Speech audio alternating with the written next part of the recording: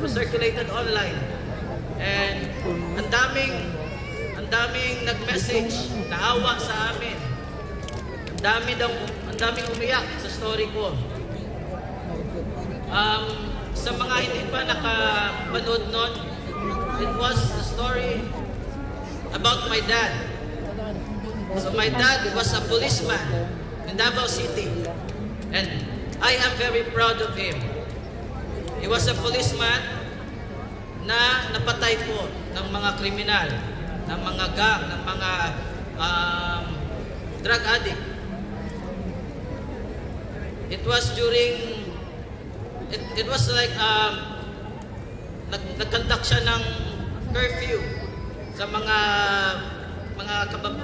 batanon, mga gang. So it was really a legit police operation. So yun, naiwan kami ng mama ko. She was 39 years old at time. Kami ng ate ko, high school pa. And my mom was a housewife. So after nawala ang dad ko ng police, parang hindi namin alam how to continue with our lives. First, my dad was the breadwinner. So paano kami? Hindi pa kami nag-college noon. Saan kami kukuha ng pampaharal? All of those questions, all of those being worried, nadama yun ng mom ko at sa amin. Masalamat lang namin, although it was very unfortunate to happen in our family, masalamat lang namin is nandun si Tatay Digong sa amin. Sorry, I will not be anymore telling the whole story of my dad because I don't want mom to see me crying again. Tinulungan kami ni Tatay Digong. The other thing, that's why I want to share this story. By the time I have shared my story, it became the story of those other people, other family, na same nung nangyari sa amin. Naka-receive ako ng message from Ma'am Sam. Ito yung husband niya. Si police din, Sir Benjamin De Fontoro. Bata pa. Kinasal sila ng wife niya. 9 months pa silang kasal.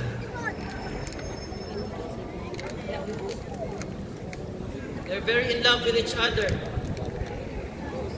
Nasa Jensen sila, tinawagan yung husband niya, may nangyari daw gulo doon, may napatay. So nag-rescue yung husband niya. After ilang oras, tinawagan din siya na ang husband niya, nire-revive din sa ospital. Almost same as what my dad had nangyari 20 years ago. Tinawagan din si ma'am. He went to the hospital, madaling araw, sa ICU. Andun dad ko. Everything almost the same, but it was 20 years apart. The difference is that time we have Tatay Digong. Ito wala. The present government, tinanong ko anong nangyari, anong tulong natanggap niya. Bulaklak lang daw. Ngayon, tatanong sa amin, paano ginawa ng mama mo na ma-process yung mga benefit, yung mga pension? Kasi ang hirap.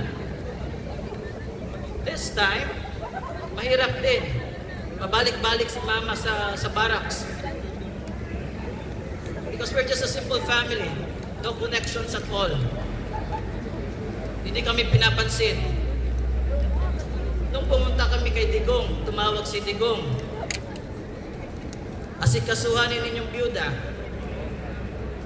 Maputangin naman. Paspas na mo nakuha ang justice.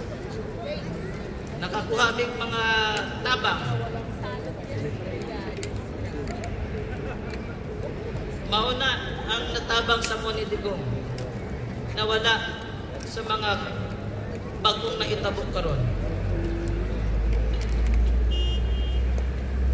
I asked Ma'am Sam, any advice, any counseling?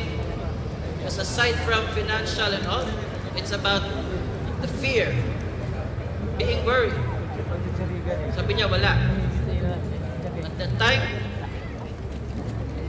during my mom's time, tawag na tawag si Digong, namumusta, how are we? Sabi ni Digong, in-advise si Mama, ikaw, byuda, huwag ka nang magminyok, ayaw na pagminyok. Bantayan mo na lang yung mga anak mo, palakihin mo na lang, tulungan kita. And we are here in New Zealand, the whole family, we are nurses. And I was telling them, I might not be here right now. Kung hindi ako binigyan ng trabaho ni Digong sa Davao, ang hirap makahanap ng trabaho being a nurse. At sabi ni Digong, Bongo, hanapan to ng trabaho kasi ito yung anak ng pulis na napatay. Ilang years na nagdaan, hindi kami nakalimutan. Tawag sa amin, anak ng pulis na napatay. Masakit man. My dad became a hero. Usapan namin ni Ma'am Sab, we don't like him. Hindi namin sila gusto maging hero. What we want is for them to be physically with us. If dad is still alive, he's 72 years old. That time, police, ang liit ng sweldo. I could remember, relo niya, sa pawn shop, mga peke, walang sapatos.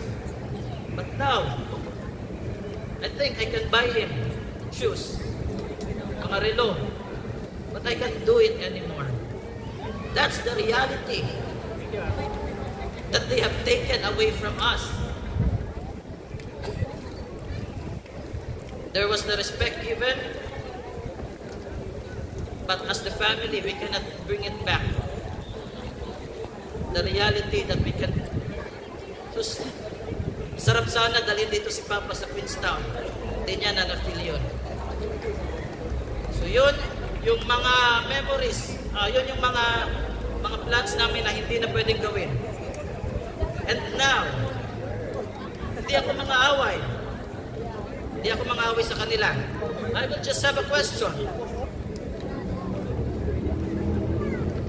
Ito, I have pictures of two of those policemen na napatay.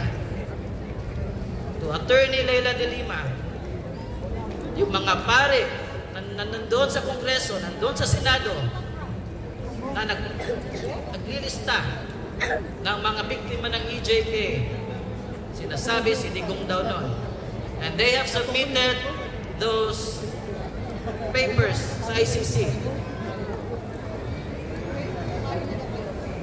Si Mr. President Marcos, tanong ko lang po, kailan nyo kami bibilangin?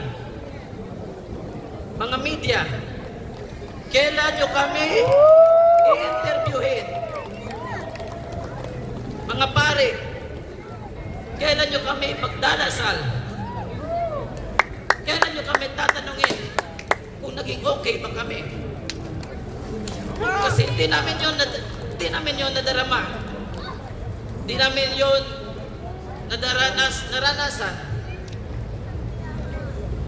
Tanong namin yun para sa mga bagong nasawi. Pag hindi nyo yun nagawa, that's totally fine. That's totally fine. Hindi namin yun hihingiin sa inyo. Just bring him home. He will do it for this family. Bring him home. Si Digong lang Bring po him home. ang may kakayahan gawin yun sa mga pamilya ng mga pulis. Si Digong lang ang may kakayahan gawin yun, magmahal ng tunay sa mga Pilipino. Yun lang po. Maraming salamat po.